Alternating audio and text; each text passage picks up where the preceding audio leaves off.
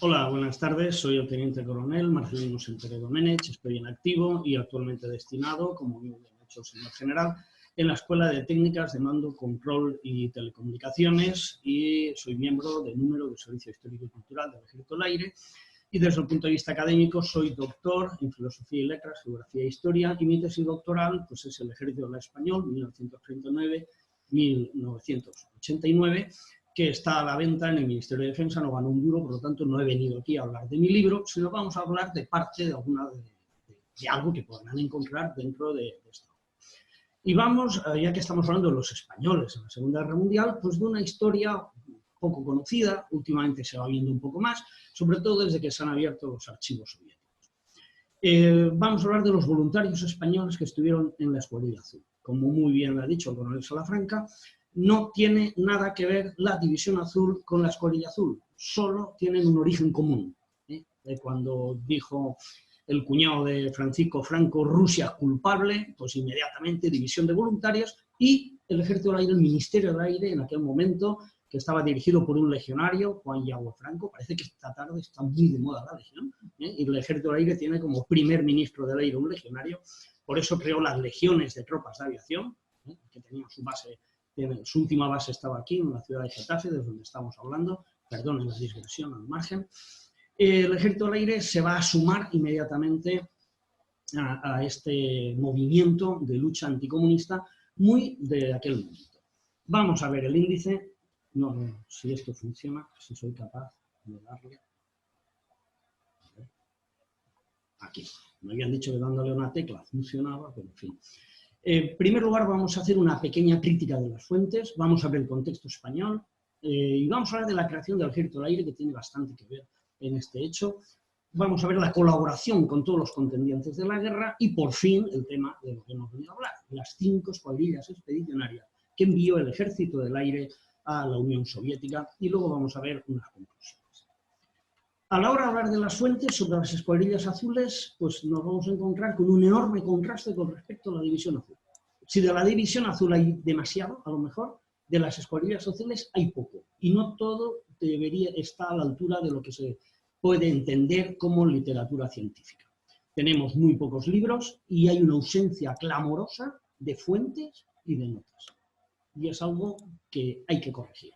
Tenemos mucha uniformidad, tenemos muchas láminas, pero tenemos muy pocas referencias a datos concretos, a documentos, y además las fuentes documentales están dispersas, son escasas, y algunas es prácticamente imposible de encontrar, no se sabe muy bien por qué. También tenemos fuentes orales. Por un lado, el programa Tempus del Servicio de Historia y Cultura Aeronáutica, en el cual podemos encontrar a las principales figuras, porque luego veremos que algunas han sido muy notables. Y desde el punto de vista de la tropa, los especialistas y demás, que yo sepa, solo nos podemos encontrar con una historia de vida, la fuente oral del cabo, el entonces cabo mecánico de radiotelegrafista, Demetrio Bravo, al cual tuve la ocasión de poderle hacer una historia de vida, porque lamentablemente todos estos personajes, todas estas personas, todos estos testigos de aquella época, pues van desapareciendo por la lógica de la vida. Ha habido un gran interés por el material de las escuadrillas, pero ha habido muy poco interés por sus personas, salvo los 4 grandes nombres, los 4 grandes héroes. Se ha centrado mucho en los pilotos, pero la escuadrilla, los pilotos eran el 20% del personal, había mucha más gente y había muchas más cosas que hacer. Y la evolución historiográfica ha pasado desde el heroísmo, algunas veces un poco exagerado, hacia la crítica historiográfica. Aquí está prácticamente la bibliografía que podemos encontrar al respecto. El primer libro que se escribió fue a las españolas sobre Moscú, de uno de los protagonistas, se hizo en el año 55, se ha reeditado, pero es imposible encontrar en la base de datos del ISBN los datos de este libro, cosa que me sorprende. Después, por otro lado, tenemos la obra ya clásica de Jorge Fernández Coppel, mi compañero del Servicio Histórico, La Escuadrilla Azul. Es una obra bastante bien documentada, aunque le tengo que hacer la crítica de que no cita las fuentes. Posteriormente se han hecho otras, antes de Fernández Coppel tenemos una obra sobre las escuadrillas azules, pero básicamente se dedica a poner uniformes y alguna cosa más. Y últimamente, la última obra que ha salido este mismo año, trata sobre el Ejército del Aire en la Segunda Guerra Mundial, que es un tema muy interesante, porque las escuadrillas azules son quizá uno de los aspectos más conocidos dentro de la actuación del Ejército del Aire, pero el Ejército del Aire, dentro de este contexto, tiene muchas más cosas que ofrecer y que dar. ¿En qué contexto se va a producir esta participación del Ejército del Aire en la Segunda Guerra Mundial? Y fíjense que estoy diciendo participación del Ejército del Aire. Es muy importante. En primer lugar, estamos en un contexto de posguerra, tenemos la situación geopolítica de España, que España es el centro del mundo, el estrecho de Gibraltar es nuestro, nosotros somos la puerta entre Occidente y Oriente, y esto desde el punto de vista aéreo es fundamental. Vamos a ver brevemente cuál es la evolución de la neutralidad y la posición de España frente al eje y frente a las Naciones Unidas contra el terror, y vamos a ver cuál era la situación militar española. En la situación geopolítica, en un primer momento, cuando estalla la Segunda Guerra Mundial, pues España está en una situación un poco periférica. Pueden ver en el mapa cuál es la invasión. Se ha hablado de Narvik, interesantísimo. Como vemos, llega la guerra desde el Círculo Ártico, por cierto, donde había unidades meteorológicas de la Luftwaffe, fueron las últimas unidades del ejército alemán en rendirse, y va a llegar también hasta el Mediterráneo. Pero hasta que no baje a los Balcanes el conflicto, España no se verá muy afectada en este aspecto, salvo que cuando lleguen las divisiones blindadas a Hendaya, pues España se va a ver en una situación un poco comprometida. Cuando la segunda fase de la Segunda Guerra Mundial se produce el gran ataque aliado, sobre todo a partir de la Operación Torch, la posición española va a cambiar. Y esto es interesante porque vamos a ver que la participación del Ejército del Aire en la Unión Soviética se va a ver muy afectada por todos estos cambios geoestratégicos y geopolíticos. Sobre todo vamos a tener que desde el punto de vista aéreo, la segunda fase va a ser muy importante porque al producirse el desembarco de Normandía, al producirse todas las actuaciones del Norte de África y la invasión de Italia, el tráfico aéreo sobre España va a ser enorme y el Ejército del Aire va a tener que trabajar muy duro. La neutralidad empieza justo prácticamente con la guerra, después vamos a pasar a esa curiosa no beligerancia. Tenemos la entrevista de Hendaya, en las cuales las pretensiones territoriales del general Franco son tan desmesuradas para los alemanes que prefieren no enfrentarse a Francia, que entonces era un mejor aliado de Alemania que España. Todo esto está ahora estudiado, sobre todo se han entrado los archivos del Ministerio de Asuntos Exteriores y está muy bien visto. Perdón. Y después, ya cuando se produce la Operación Barbarroja, aquí cambia totalmente el papel de España y entonces ya es cuando se va a producir esa política de los tres frentes, que es, con la Unión Soviética, beligerancia, con Occidente somos neutrales y en el Pacífico somos proaliados, sobre todo después de la matanza de españoles por parte de los japoneses. Incluso se intentó declararle la guerra a Japón, lo que pasa es que los aliados no nos dejaron, ¿no? A partir de noviembre de 1942 se produce un giro hacia los aliados. En este momento, como veremos, estamos en plena ofensiva en la Unión Soviética. Y a partir del 1 de octubre del 43, del año 43, es cuando se cambia todas las victorias alemanas, se dan la vuelta, tenemos Stalingrado, tenemos el éxito de la Operación Torch, los alemanes están ya empezando a retroceder y aquí volvemos a la neutralidad y a partir de mayo de 1944 hay una declarada colaboración con los aliados. Vamos a ver, ¿en qué situación estaba el ejército español después de la guerra? Era un ejército numerosísimo, con graves carencias de material, un material que tuvo una obsolescencia enorme. La Segunda Guerra Mundial provocó unos grandes avances técnicos y esto hizo de rebote que el material del ejército español quedara prácticamente obsoleto en muy poco tiempo. Y sobre todo la aviación, que estaba poco operativa, era una aviación que recogió todo el material que había después de la guerra, una marina anticuada, graves carencias de combustible. Aquí se funcionaba según Roosevelt nos mandaba o no el petrolero. Y todo el tema de los combustibles en la guerra civil y durante la Segunda Guerra Mundial es muy interesante porque realmente en la forma que tenían los aliados de controlar la actividad en España era dando o no gasolina. Y sobre todo se tendrá una doctrina bastante anticuada. Me van a perdonar mis compañeros del Ejército de Tierra, pero un general dijo que España se iba a defender por el mal estado de sus caminos que impediría que pudieran entrar el enemigo. Y vamos a hablar de un legionario, Juan Yagüe Blanco, que cuando se crea el Ministerio del Aire en agosto de 1939, es nombrado primer ministro del Aire con gran sorpresa de Quindelán y el Ejército del Aire se creará en el aniversario de la batalla de Lepanto, 7 de octubre de 1939, y este ejército del aire habrá que reorganizarlo, y es un ejército del aire que va a tener una gran fuga de pilotos y una desmovilización. Hay que crear armas, hay que crear cuerpos, y vamos a tener como modelo sobre todo al ejército de tierra. Y se creará el arma de aviación y el arma de tropas de aviación con sus legiones del aire. Y se adoptará una estructura que va a tener mucho éxito. Yagüe será un gran organizador, pero ¿con qué nos vamos a encontrar? Que cuando estalla la Segunda Guerra Mundial, la aviación española queda muy obsoleta. Prácticamente ya es inoperativo totalmente. Se van a dar de baja, para que se hagan un ejemplo, en el primer año, 138 modelos, 138 aparatos, de 22 modelos diferentes. El ejército del aire va a recoger material de muchísimas nacionalidades, de muchísimos tipos. Habrá que montar 8 maestranzas aéreas para poder sacar un provecho de este material, y entonces al general Yagüe se le ocurre un plan para crear 5.000 aviones en 5 años. Aquí les he puesto una comparativa del plan de Yagüe con lo que era la Luftwaffe en 1939. Como podrán ver, era absolutamente demencial. La propuesta de Yagüe de 5.000 aviones, cuando la Luftwaffe tenía 4.500 con la potencia industrial. Curiosamente, este plan de Yagüe lo que provocó es que se desarrollase antes la industria aeronáutica en España que la del automóvil. A Yagüe, plena batalla de Inglaterra, pues le faltó al respeto al embajador británico, le dijo: le vamos a dar una paliza, lo vais a enterar. Automáticamente se va arrestado a su pueblo, San Leonardo de Yagüe, y nombran al general Vigón. El general Vigón sigue reorganizando el ejército del aire, y el general Vigón es el que le va a tocar hacer los contactos con Alemania, y es el que va a organizar las escuadrillas azules.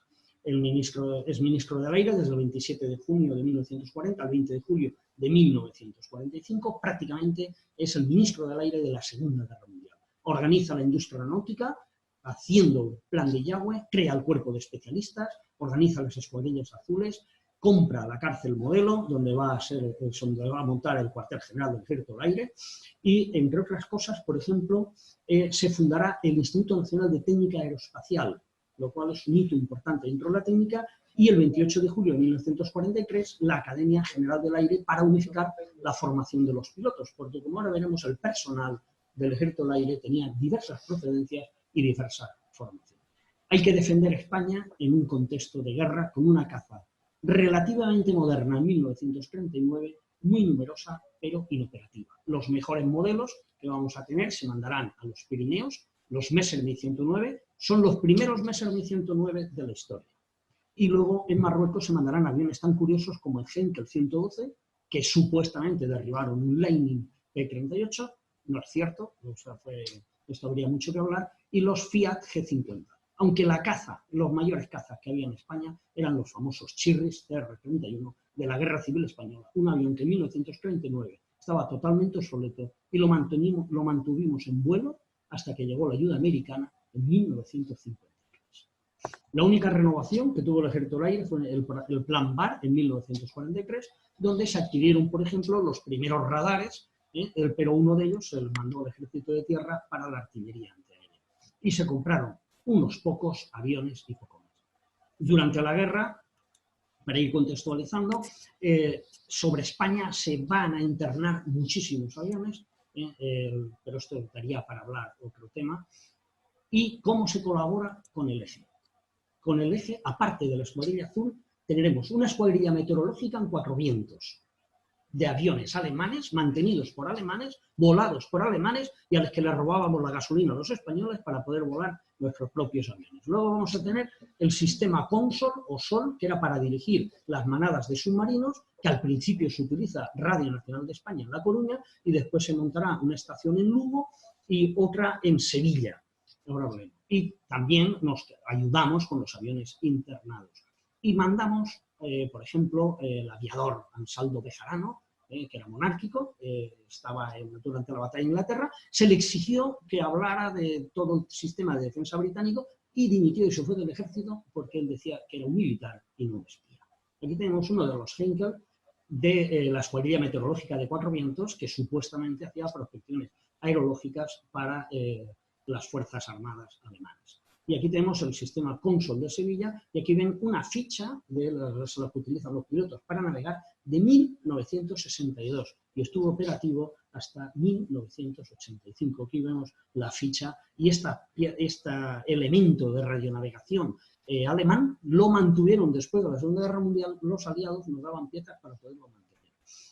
Y aquí tenemos el Consol de Lugo en la ficha que he encontrado de 1965. Otras colaboraciones con el Eje. Al principio se intentó colaborar con los bombardeos contra el Estrecho de Gibraltar, que por cierto, el primer bombardeo contra el Estrecho de Gibraltar lo hicieron los franceses, después de Guadalquivir, cuando destruyen. Churchill manda hundir la flota francesa, y entonces en represalia los franceses bombardearon Gibraltar. Al final, cada vez que se bombardearon Gibraltar, los que lo pagaban era la línea de la Concepción, que es donde caían las bombas que no querían. Entre los aviones que iban a bombardear Gibraltar, tenemos los Piaggio 108 que salían de Sicilia, cuatrimotores. Aquí vemos uno estampado en los Alcázares, que luego terminó en la Academia General del Aire desguazado. Y en 1944 España colabora con todo el mundo comprando una serie de aviones Dornier 224 que estaban en Pollensa. Como estaban pintados de verde, les llamaban los guardias civiles, y con grandes cruces rojas se dedicaban a rescatar pilotos en toda la zona al norte de las Islas Baleares y el sur de Francia, con todas las operaciones de desembarco. Con los aliados, ¿cómo colaboramos? Al principio, una colaboración forzada. Hay una guerra económica. Tanto en Gran Bretaña como Alemania nos compran alimentos, nos compran el famoso tungsteno, y Gran Bretaña tiene un plan de soborno a generales españoles. Ahora ya se ha desclasificado y se han podido comprobar los documentos y las cantidades que se les daba a determinadas personas. Y a partir de la Operación Torch vamos a tener una gran colaboración, una mayor colaboración, porque es curiosísimo que los espías alemanes en el Estrecho vieran pasar 200 buques y el ejército español no viera pasar ni uno en la víspera de la Operación Torch. Es curioso.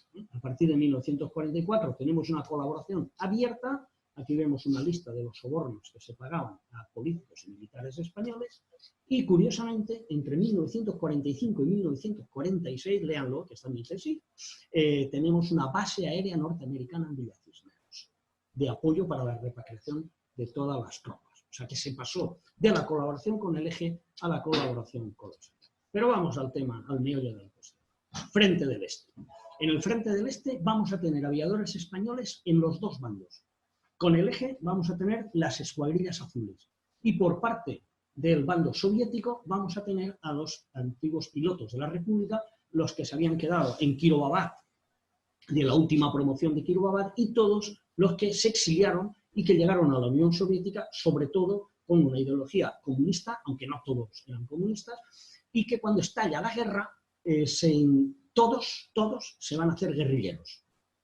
Y estando de guerrilleros, esto me lo contaba a mí Bravo, José María Bravo, el gran as republicano, un día se encontró en una reunión del Partido Comunista en Moscú a un general de aviación que había estado en España. Le dijo: ¿qué haces tú vestido de guerrillero? Hizo una lista de todos los aviadores que él se acordaba, los buscaron y los alistaron tanto en la PVO, la aviación antiaérea, como en la VVS o la aviación frontal.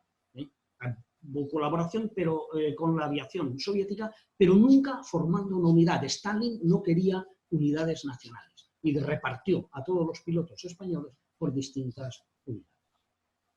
Y después de que Rusia es culpable, se forma la Escuadrilla Azul, a la par que la División Azul, pero se decide, y aquí están las grandes diferencias, que sea primero una sola unidad, muy pequeña, normalmente eran 115, 130 personas como mucho, de militares profesionales del Ejército del Aire, voluntarios, pero profesionales, y que va a estar desplegada en un teatro de operaciones totalmente diferente al de la escuadrilla de voluntarios, a la división de españoles voluntarios, la TED, que se le llama en parte de la literatura. Y va a ser una unidad independiente. Es mandada por un comandante, porque toda unidad independiente tiene un mando superior al que le corresponde por rango. Se van a hacer 5 relevos. En total, 5 escuadrillas. La primera se enlista en julio de 1941 y llegará a la Unión Soviética en octubre, el 1 de octubre. Y se replegarán los últimos aviadores el 26 de marzo de 1944. Realmente, ¿cuál es la aportación de la Escuadrilla Azul? La Escuadrilla Azul tenía 12 aviones. En el ataque sobre Moscú había una flota aérea de 1.300 aviones alemanes. O sea, la aviación pilotada por españoles apenas representaba menos del 1% de la aviación que había en la zona.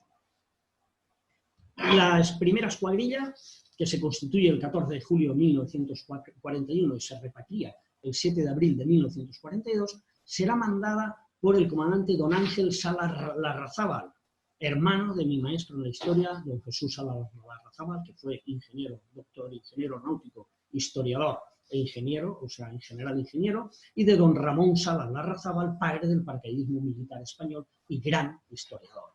Y don Ángel Salas Larrazábal es el único capitán general que ha tenido el Ejército del Aire, porque es el primer capitán general honorífico que nombró la democracia española, porque era el que presidía el Consejo de Regencia al fallecimiento del general Franco. Tenía 114 componentes, la primera escuadrilla, y va a actuar en Moschina, al noroeste de Smolensk. Pero ahora veremos que realmente va a ser bastante móvil. Su primera misión es al día siguiente de llegar a la Unión Soviética, que va a ser una tradición en todas las escuadrillas. Consiguió 10 derribos y tuvo 6 bajas, 5 fallecidos y 1 herido. Y participó en la batalla por Moscú. Y su avión fue el Messerschmitt 109 Echo y Foster. La versión Echo, o EMIL, como lo llamaban los alemanes, era una versión muy avanzada. Tengamos en cuenta que la formación, los aviones, los Messerschmitt que había en España eran preseries y las primeras series, los Alfa y los Bravo. Y además la formación que tenían los aviadores españoles durante la guerra pues era un poco precipitada y no era todo lo correcta que debería de ser. Por eso los alemanes lo primero que hacen es mandar a Wernersen a una academia de vuelo durante 2 meses a todos los aviadores españoles, a los pilotos, a formarse y a los especialistas. ¿Con los especialistas qué ocurrió? Pues que el nivel de los mecánicos españoles era bastante bueno. Los pilotos eran muy hábiles, pero tenían que adaptarse a los nuevos equipos y procedimientos. Tenían que jurar fidelidad al Führer, como ya se ha comentado, y aquí vemos a don Ángel Salas Larrazábal, el gran aviador del grupo de Morato, un gran as en la Guerra Civil Española y un gran as luego también en Rusia. A la primera escuadrilla se le dio mucho pábulo. Aquí vemos portadas del ABC, prensa, todo el mundo salió a recibirles, eran los grandes héroes, ¿no? ¿Y para qué servía la primera escuadrilla, esta escuadrilla azul al Ejército del Aire? Lo veremos luego en las conclusiones. Pero era una manera que tenía el Ejército del Aire de estar en contacto con las últimas técnicas aeronáuticas. España no podía adquirir nuevo material, en España no podíamos estar al tanto de las nuevas técnicas y mandar un grupo de profesionales allí, a la Unión Soviética, a combatir en la guerra, en aquel momento, en uno de los núcleos más duros de todo el conflicto, pues al Ejército del Aire le era bastante beneficioso para poder adquirir experiencia. Por eso se procuró que rotase bastante el personal. La primera escuadrilla pues tuvo un periplo, como podemos ver aquí. Este es un mapa que está elaborado por el difunto general Jesús Salas Larrazábal y publicado por Fernando Coppel en su obra La Escuadrilla Azul. Y como podemos ver, van acercándose hacia Moscú. Tienen que ser, para poder hacer el apoyo cercano, tienen que estar lo más próximos al frente, pero los avatares de la batalla van a hacer que incluso el propio escalón de tierra tenga que actuar como infantería para defenderse ante el avance soviético. Y tiene que retroceder hasta Villados. Y como no, característica de los españoles, una uniformidad espectacular. En la OTAN dicen que un italiano es un soldado, es un uniforme sin soldado. Un español es un soldado sin uniforme y un alemán es un soldado de uniforme. Entonces, la uniformidad dejaba bastante que desear, sobre todo cuando las temperaturas cayeron a menos 35 y para poder poner en marcha los aviones había que encender hogueras debajo del motor para calentarlos. ¿Quién iba a ser el jefe de la segunda escuadrilla? Mariano el Corto, entonces Jiménez el Corto. Este señor, este comandante, héroe de la guerra civil, salta en paracaídas, no se le abre bien el paracaídas y fallecerá del impacto contra el suelo. Y entonces irá como jefe de la segunda escuadrilla expedicionaria el comandante don Julio Salvador y Díaz de Benjumea, que llegó a ser ministro del aire y un gran héroe de la guerra civil. También fue coronel director de la Academia General del Aire. Esta se constituye el 6 de febrero del 42 y se repatria el 30 de noviembre de 1942 con 119 componentes y ya deja de actuar donde es la primera escuadrilla y se trasladará a la zona de Orel, al norte del saliente de Kursk. La primera misión la tuvo el 2 de julio de 1942, aumenta su tasa de derribos con 16, tuvo 3 fallecidos, 3 bajas, y con la segunda escuadrilla se sumará un Junkers 52 de enlace y su tripulación. Este Junkers es de Iberia y lo manda el Ejército del Aire. Entonces el Ejército del Aire y la aviación civil era lo mismo. El Ministerio del Aire, el ministro del Aire era el jefe de la aviación civil y el jefe de la aviación militar. Porque todo el material, todos los uniformes, todo lo que tenía las escuadrillas azul era alemán. Los voluntarios, cuando llegaban a Hendaya, dejaban en un almacén todos sus elementos, todos sus uniformes y todo lo personal, cogían los uniformes alemanes y ya cuando volvían, se repatriaban, recogían otra vez sus uniformes españoles. Y a la segunda escuadrilla le va a tocar el punto de inflexión en el este, de que es cuando cesa el avance alemán y empiezan lentamente a retroceder. Y su avión va a ser el Messerschmitt Foster. Aquí vemos cómo se va a trasladar, podemos ver dónde está Moscú, la primera escuadrilla operaba al norte de Moscú y ahora se va a trasladar hasta Vitebsk y de Vitebsk hasta Orel, un desplazamiento, como vemos, bastante grande. Aquí vemos uno de los Messerschmitt de la segunda escuadrilla. Se me ha olvidado comentarles que en la esquina superior izquierda pueden ver el emblema de cada escuadrilla, que siempre es el mismo. El del grupo de caza número 1 de Borato, de suerte, vista y al toro. El lema es curioso, porque había un piloto que quería entrar en el grupo de Morato y Morato no quería que entrara. Y le decía, si adivinas el lema del grupo, te dejo entrar. Y el otro le daba la brasa a todo el mundo tanto que al final alguien desesperado le dijo, mira, suerte, vista y al toro, como el de los toreros. Y de ahí viene el lema, porque a Morato le cayó en gracia y se lo tomó, ¿no? Que ahí vemos el halcón, el vilano y la butarda. La butarda era Bermúdez de Castro, que como era muy grande y muy presumido, le pusieron el pájaro más gordo en Rafael.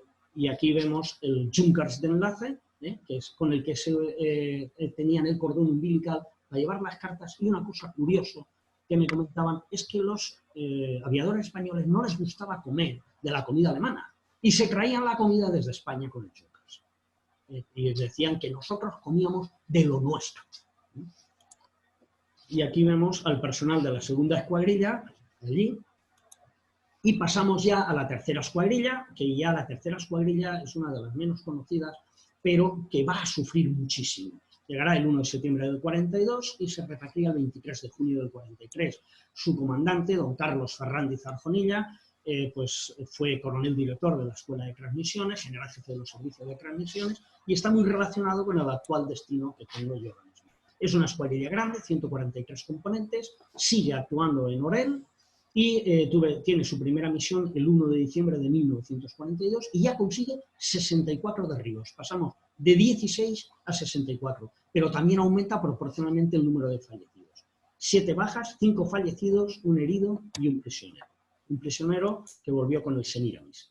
Y comienza a operar el Focke-Wulf 190, que en aquel momento era el avión más avanzado que tenían en ese momento los alemanes, y el Focke-Wulf 190 ya incorporaba elementos bastante novedosos para la época. Por ejemplo, tenía la cúpula era lanzable por medios pirotécnicos para que el piloto pudiera salir. ¿Y a qué les corresponde a esta escuadrilla? La batalla de Stalingrado. Y en esta época, ¿qué es lo que ocurre? Tenemos ya la Operación Torch. La tercera escuadrilla ya está en pleno cambio de tendencia en la Segunda Guerra Mundial. Aquí vemos dónde está en este mapa, es partiendo del mismo antes, vemos Orel y vemos Kursk. Pero si leen, verán que pone que estaba en el aeródromo de Shenskivskaya, que es el aeródromo de Orel, que estaba al sur de Orel. Y durante este relevo tenemos al capitán Evia, que es el máximo as de todas las escuadrillas, consiguió 19 derribos, y aquí le vemos sobre un Focke-Wulf. No que el Focke-Wulf sea un gran avión de tamaño, es que el capitán Evia pues, era más bien de talla contenida.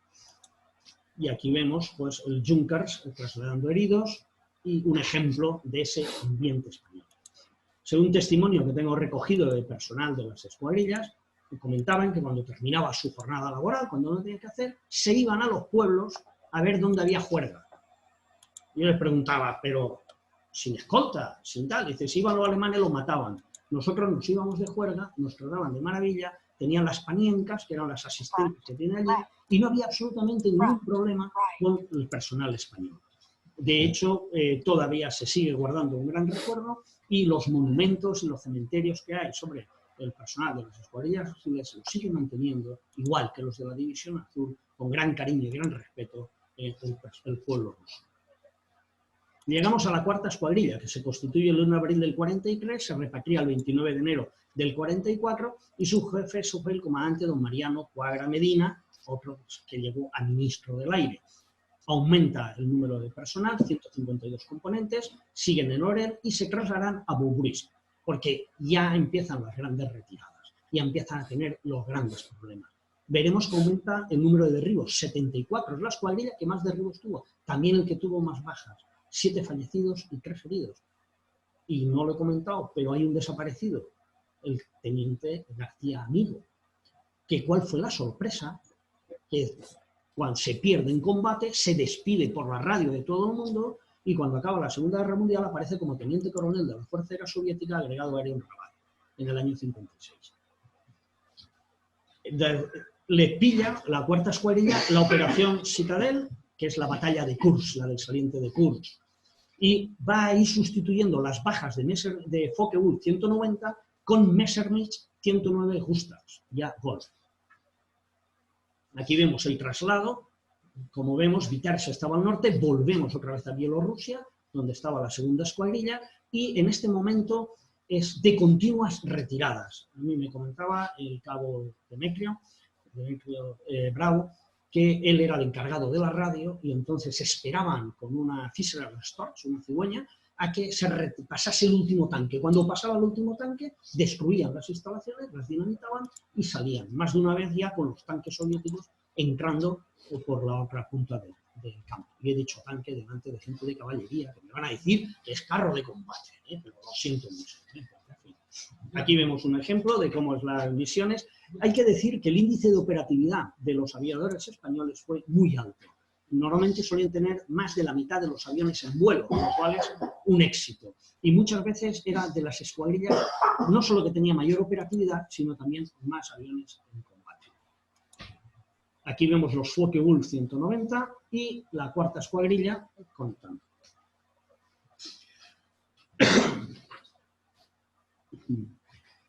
Bueno, hay algunas preguntas, pero me las voy a dejar para el final para dejarle un poco más de emoción. Aquí vemos lo que eran las retiradas, la batalla de Stalingrado, y ya llegamos a la quinta escuadrilla. La quinta escuadrilla se constituye el 26 de octubre del 43 y se repatria el 26 de marzo del 44. Entonces, en junio se retiran ya los últimos efectivos de todo, y fue su comandante, don Javier Murcia Rubio, que luego llegará a ser teniente general del mando de combate, 131 componentes, y ya está en Boubrisque, y de Boubrisque ya se van a retirar hacia España, y no obtuvo ningún derribo, tuvo un fallecido, y cambió los Focke-Wulf 190, ya la cuarta escuadrilla, cada vez que tenía de baja un Focke-Wulf, le daban un Messer, porque el Focke-Wulf en altura no daba el rendimiento esperado, y el Messerschmitt daba mejor rendimiento, y sobre todo el G6 ya tenía un buen comportamiento en altura y se fabricaba a más velocidad.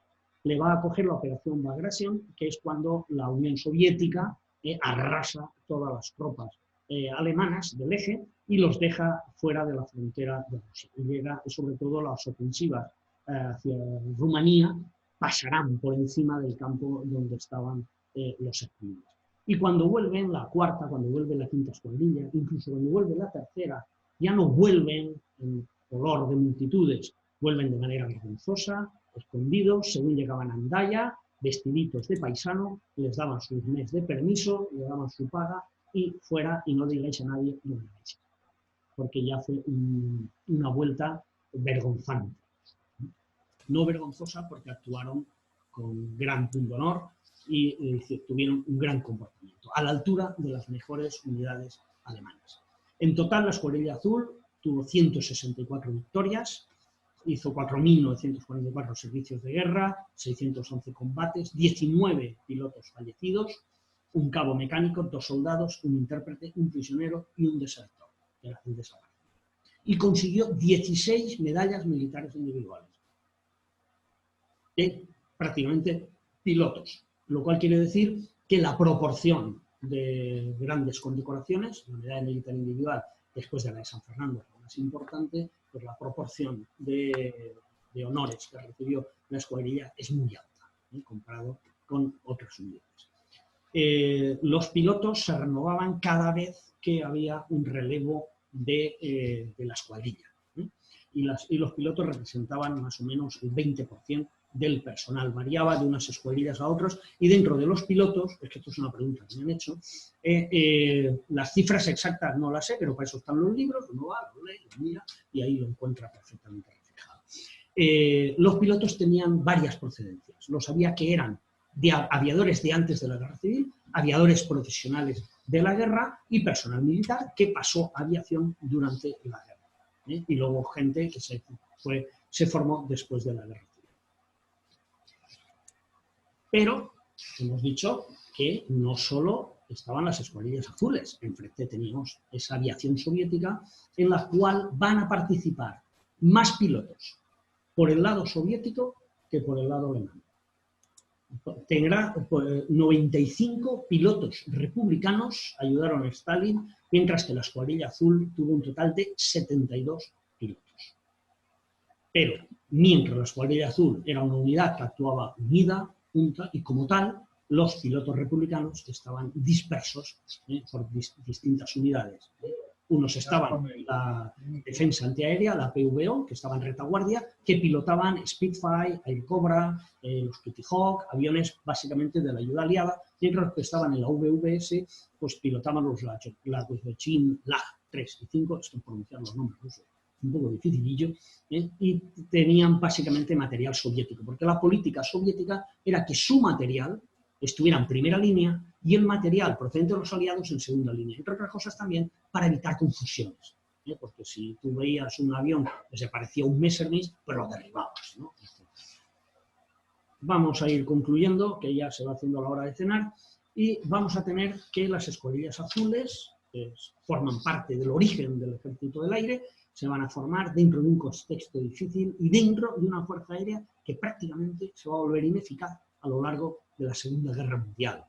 De hecho, cuando acaba la Segunda Guerra Mundial y los aliados dicen, a ver qué hacemos con el general Franco, uno de los comentarios estratégicos es, tiene una aviación que no es digna de tal nombre, pero conseguimos mantenerla gracias al general Gallarta y hacer algo digno. ¿Y qué significan las escuadrillas azules en realidad? Pues significa la beligerancia española en la Segunda Guerra Mundial, porque era una unidad regular, del ejército regular, que actuaba como tal en un conflicto. Pero, dado que su tamaño era minúsculo, pues su importancia es más cualitativa que cuantitativa. Y sobre todo le sirvió al Ejército del Aire para mantener cierto contacto con los avances técnicos, y este personal, cuando volvía a España, iba a las escuelas de vuelo, a las escuelas de caza, y aportaba todo el conocimiento que había adquirido. Y tengo una pregunta, ¿la tercera escuadrilla participó entonces en la batalla de Stalingrado? No estaba al lado de Stalingrado, estaba cerca, pero sí se vio afectada por toda la situación, todo el contexto bélico de aquel momento. Hay uno que me pregunta, ¿qué país le reconoce económicamente pensiones o sueldos de retiro a esos veteranos o a las familias de los caídos o desaparecidos en combate? Pues a los españoles, España. Me corrigen y me dicen que Alemania también. Sí. Yo los veteranos que conocí solo cobraba de España, y además el hombre no tuvo una gran carrera, porque todo el que había sido veterano en las escuadrillas azules, pues luego tenía más méritos para poder ascender, e incluso hubo 7 avances de escala entre el personal de las escuadrillas. Y si hay alguna pregunta más, pues estaré encantado de poderles contestar, si me la sé, si no me la inventaré, porque si no es bueno, no es vero, es ben trovato y ya está. ¿Podría hacer alguna mención a la existencia, funciones, actuación y futuro de la unidad Ezquerra? I don't know. Realmente es un tema que desconozco. Es que no es de la escuadrilla azul, es de la división azul. Muchas gracias por su paciencia. Como están en su casa, sé que han estado a gusto y cómodos, y quedo a su disposición para lo que necesiten.